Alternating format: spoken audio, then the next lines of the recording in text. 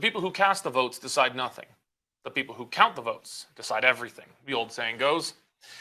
In Alberta, it's not necessarily the counting that has to be rigged, but how the ballots are cast and who is allowed to cast them. Alberta Premier Jason Kenney, facing probable defeat in his April 9th leadership vote, has had his party brass change the rules to pull his chestnuts out of the fire. Late last year, 22 constituency associations in that party effectively recalled Kenney by passing a resolution that would trigger a special general meeting. This resolution's demands included that the vote be as open to as many party members as possible with voting locations across Alberta. But at the party's annual general meeting in Calgary last November, Kenney's allies pushed for a change to the UCP constitution that would have raised the bar for recalling the leader from 22 to 29 associations. That attempt to change the rules failed, and the resolution went forward. But faced with a hard demand for a leadership review vote, the UCP brass agreed to a vote in principle, but decided to set their own rules.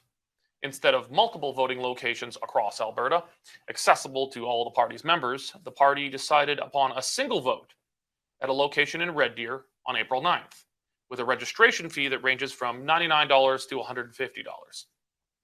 Kenney's reasoning was that this was obvious. He's a legendary organizer and a strong fundraiser. He would have had a decided advantage in a contest that hinges more on the ability to raise money, sign up people, register them, and drive them to and from a distant voting location. This advantage, however, hinged upon Kenney's opponents not being funded or organized. Unfortunately for Kenney, they appear very much to be both of those things.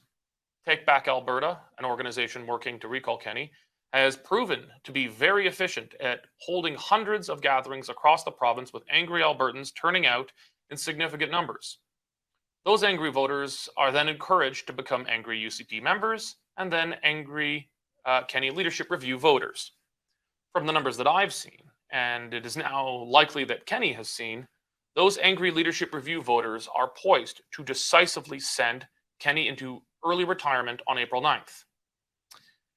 By the March 19th cutoff for new members to sign up in time to vote, more than 13,500 had paid their $99 to register. Take Back Alberta's internal data showed them with a minimum of 60% of the registrations as identified anti-Kenney voters.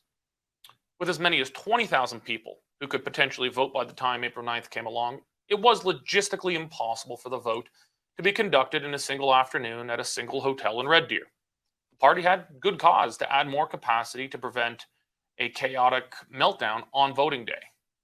Senior sources in the UCP told the Western Standard that they intended to add new polling locations in Calgary and Edmonton. Voting in those two cities and Red Deer would be conducted over 3 days. There was already worry that these new voting locations were designed to make it easier for Kenney to mobilize voters in ethnic and religious minority communities that he's courting with a message that his opponents are fueled by, quote, racism, hatred, and intolerance. Kenney's assumption that in-person voting with a price tag of $99 to $150 plus a long drive with expensive gas would be to his advantage has proven to be wrong indeed. Kenney's UCP supporters are fewer in number than his opponents and, most critically, not nearly as motivated. This steep barrier to voting, which was intended to help the premier, turned out to be to his disadvantage once the campaign got underway.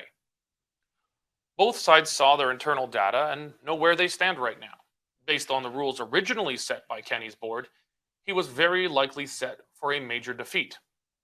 But this is Toryland. It's not necessarily the counting that has to be rigged, but how the ballots are cast and who is allowed to cast them. And so that's exactly what they changed. On March 23rd, the party announced it was radically overhauling the rules.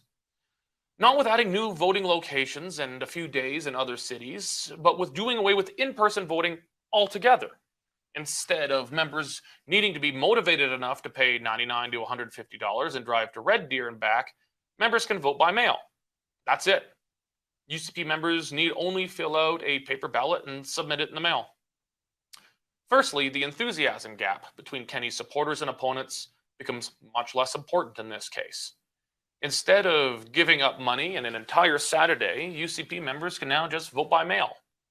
Kenney's supporters may not have been willing to do that much to keep him in his job, but they will be more likely to stuff an envelope in the mail. Secondly, the potential for shenanigans is much greater with a mail-in vote than with in-person balloting.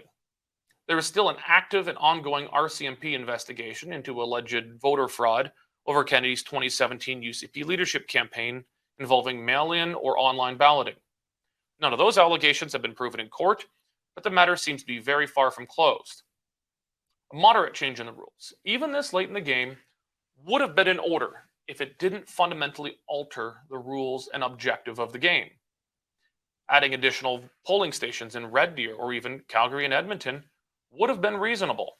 But this is altering the objective of the game altogether. Instead of requiring touchdowns, each side needs to put a ball through a hoop. There are still two teams trying to win, but they're now playing an entirely different sport 3 quarters through the game.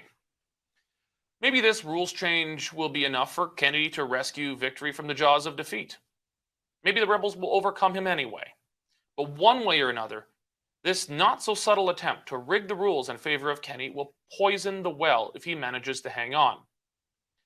Even if Kenney manages to eke out a win, his opponents will rightly be able to point to this moment when he had the game changed for his political benefit. With Brian Jean entering the legislature, either as a UCP or independent MLA, who knows, 2 independent conservative MLAs already in exile, and a large number of rebel MLAs still in the UCP caucus, it's very easy to see how a Kenney win under these circumstances would trigger a mass exodus from the UCP. It may go in the direction of the Wild Rose, which enjoys 10 to 15% in the polls already and some considerable constituency level organization, or to a new rebel conservative party entirely. If Kenney continues as leader of the UCP, it would very likely spell the end of the United Conservative Project and see the return of a major insurgency on his right.